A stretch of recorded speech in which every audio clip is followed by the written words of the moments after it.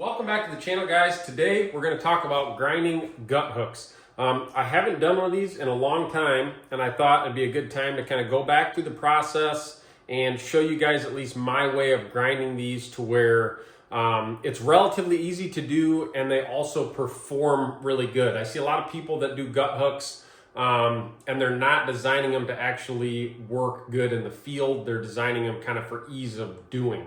So today I'm going to show you at least my way of doing it, and hopefully you guys can pick up a few tips and tricks. Now, let me see if I can show you guys this knife. This is my Dune Skinner model, and you can kind of see how I have this gut hook area ground in before heat treat. I make this part nice and smooth, so kind of when you go to get it into the deer or whatever animal you're doing, it doesn't bind up there. And the other thing is you like to make this little tip right here kind of rounded a little bit so it doesn't grab. The challenge on this design is getting it to where the bevel height comes up high enough but doesn't get into that kind of primary bevel of that gut hook. So kind of for this, we're going to probably grind our bevel in this pretty steep, and it's going to look maybe like that. I don't want to bring it down too far into my actual bevel, but you don't want it so steep that it's not going to work properly. So this is kind of my plan. I'm going to grind in this gut hook before I grind my bevels just in case I screw it up. So let's do it. Again, this is Magna Cut steel. It's already heat treated, and I'll kind of show you guys how I set my grinder up to do this and the finishing process.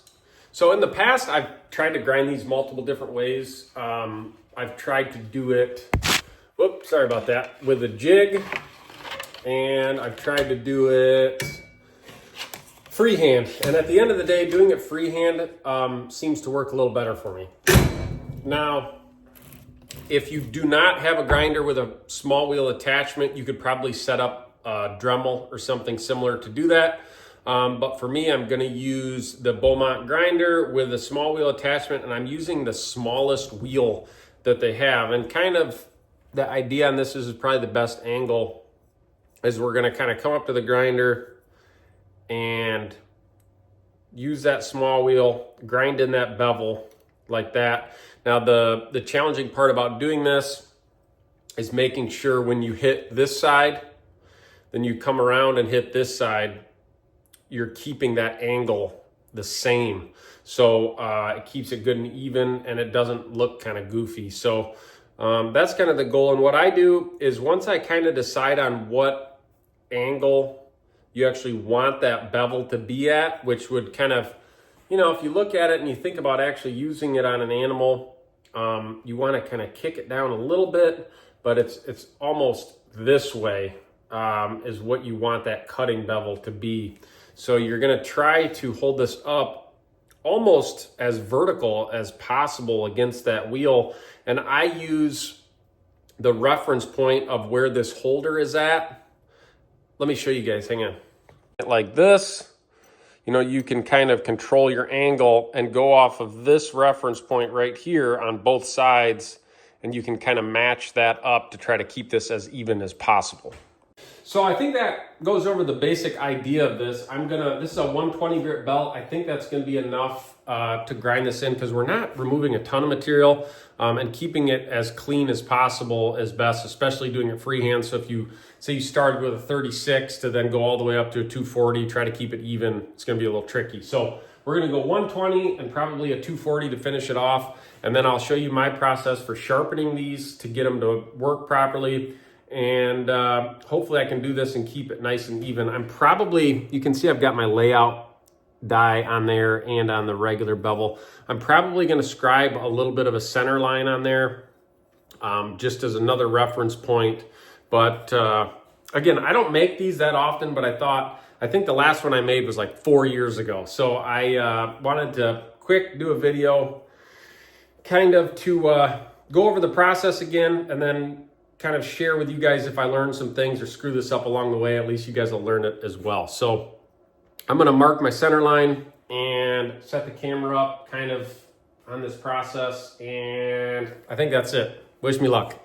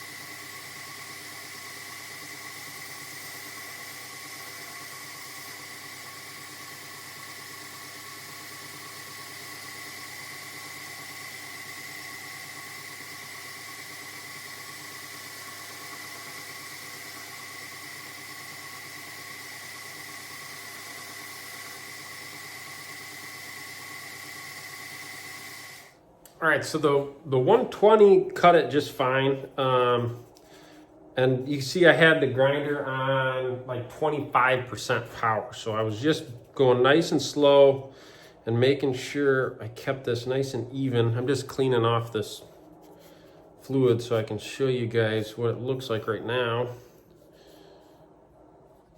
And I think it's gonna be good.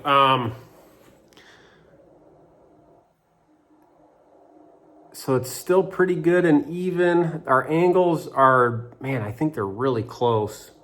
And you can kind of see down that center point, I'm getting to where we're getting it really nice and thin down. Now I'm gonna bring this to where the actual cutting point is right where my finger is, and I'm going to make that come to absolute zero. So when it comes to sharpen it, it'll sharpen really easy, and I think it's gonna perform really good. So I'm gonna put on a 240 grit belt, maybe a Trizac, I don't know yet, and bring this down, clean it up a little bit more, even it up just a smidge.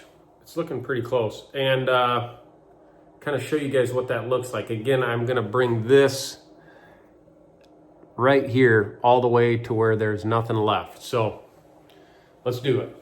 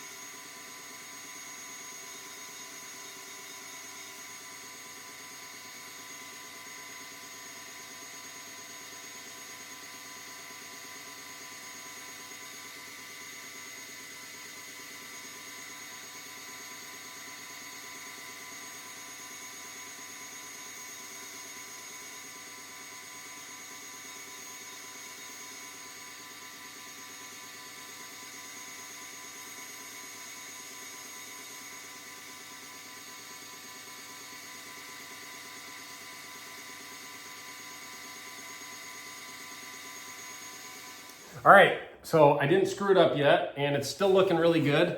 I just put it up in the vise because before I do my final sharpening on this, I want to clean up the flats portion right here. Let's see if you guys can kind of see it. So right here, it's still at like a 120 grit finish kind of after I cleaned it up after heat treat. So I'm gonna clean up that portion, and to do that, I'm gonna take some 220 grit sandpaper, and I'm gonna use a hard backer. So I've got like these little like micarta chunks that I wrap sandpaper on. And I'm gonna clean this up just so once it's sharpened, I don't have to go back and do this and ruin my cutting edge on that gut hook. So I brought it to where that cutting edge is at 0 right now. It's not sharp yet, but since there's no material left, it would cut pretty good, I think. So let me finish this up, and then I'll show you guys kind of my process to get this edge really sharp. Okay, so I think at that angle you'll be able to see kind of what I'm doing to sharpen this. So like I said, I hand sanded this portion just to clean it up, and then it kind of rounded that edge a little bit. And what I like to do is just take a piece of paper, and again, this isn't sharpened yet, but you can kind of pull it along here. And I mean, it'll still cut, but you can see it's more ripping rather than cutting. So it would probably work like that, but what we're gonna do is start with a 400 grit, if I have some here. I think a 400 would be a good start. Piece of sandpaper, and I'm gonna take it on a round file, like probably this one. And let's see here. Pop this up a little bit. And I'm just gonna wrap it around this a little bit, really tight. Now, when you do this, you wanna make sure you don't scuff your flats or however you have this. The last one I did was stonewash, so it was really tricky to get this just right. But what I'm gonna do is try to match this angle and just do, I think you guys can see what I'm doing. A couple really nice passes like that. Make sure you're really tight on the sandpaper. And you're matching that angle as good as you can. Now again, this is a pretty steep cutting edge, and I'm trying to avoid scratching my bevel and my flats.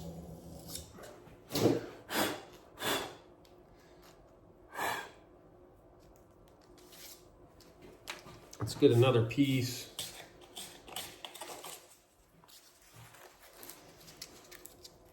And kind of do that same process. And again, I guess as far as how thin you brought that final little cutting edge is how long this process is going to take. So that's why I take it pretty much to 0. And then you're just kind of almost honing that edge with the sandpaper. So I'm going to probably take this to like 1200 grit. I might even lightly buff it just a little bit. And then I'll show you guys kind of how it's looking. Again, this is kind of a tedious, slow process, but it ends up working out pretty good. I'm not a big gut hook guy, me personally, as far as on my hunting knives, but I do occasionally get the request for these. So that's kind of why I wanted to make this video, just so if you guys ever have to make one of these for a customer, you at least kind of get my idea on how I do it, and then you can kind of add your little twist to it or whatever you want to do. But let's see if it's any sharper. I didn't do much. I didn't remove much material, but it's cutting a little bit better, but it'll take maybe 10 more minutes at 400, and then like I said, I'm going to work from 400, 800, 1200, and I'll check back in.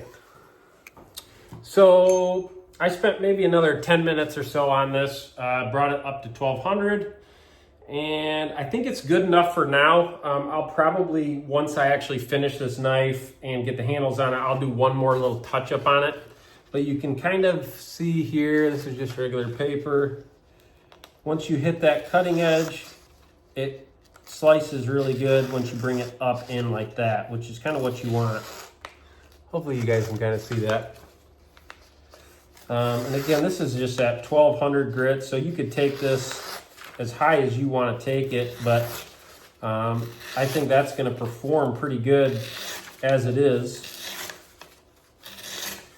And let's get you guys a little closer look at kind of the, again, I'm going to touch this up just a little more, but gut hooks are kind of finicky because there's a really fine line between having them look good and perform how you want them to perform. So this is kind of my idea of it. There's a million ways to do this, but this is at least what I have done in the past that worked out pretty good. And I'm curious to see what you guys think. If you've done it differently, I'm always down to hear some different ideas. So there you go. Hopefully you picked up a couple tips. Thank you guys for watching like always, and make sure you subscribe to the channel.